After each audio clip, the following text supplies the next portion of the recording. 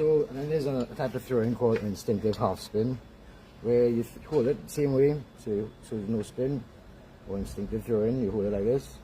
Instinctive half spin, you would hold it the opposite way, and you just go for a 180 degree, and you learn it. You're using your release to dictate the distance and your hand placement. So I think I'll do this from like 5 meters to start off with. I don't know if I'm going to get it from 7 meters where I'm standing up there. That would be awesome if I do. But yeah, so let me warm up with the instinctive half spin.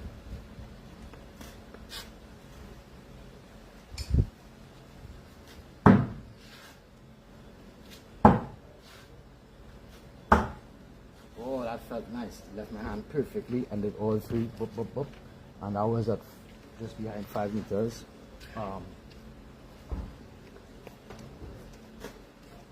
Almost 6 meters, because I was a 6 meter line there. I wasn't really watching where I was standing up, because that's the nice thing about instinctive throwing. It's not based on your distance from your target. It's based on your ability to know how to release the knife at the right angle, to get the right amount of spin on it, you know. But yeah. It's my second day running live in a row. I'm going to try and do this as often as possible. Maybe not every day, but I think, yeah. So please share out the live. Like, share, comment, and so, you know, keep it running. Let me have something to talk about. You'll talk to me, I talk to you. I'm just going to be training. I mean, not doing anything special. Yesterday, I tried to kill out my arm doing a can catch. I haven't done can catches in a while, so I now have to warm up. Alright. There's a buddy of mine, his club in England, Essex Backyard Throwers, EBT. Right.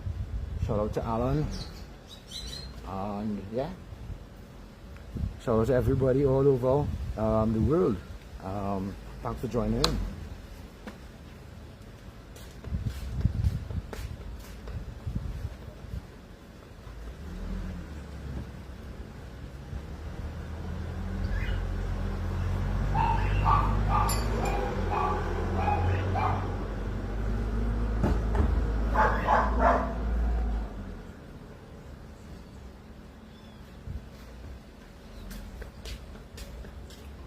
So I'm not a professional at instinctive half spins. Instinctive half spin is one of the newest styles for me to do. I am practicing, so I'm not a professional at it. And hi Anna, and so bear with me. I might have a couple of drops, but it's a fun technique to learn, and I think maybe the most powerful, as in you get the most amount of force if you master the technique and you actually get down to that. A half spin could be the most powerful throw, I think. My opinion. Let me know what you think.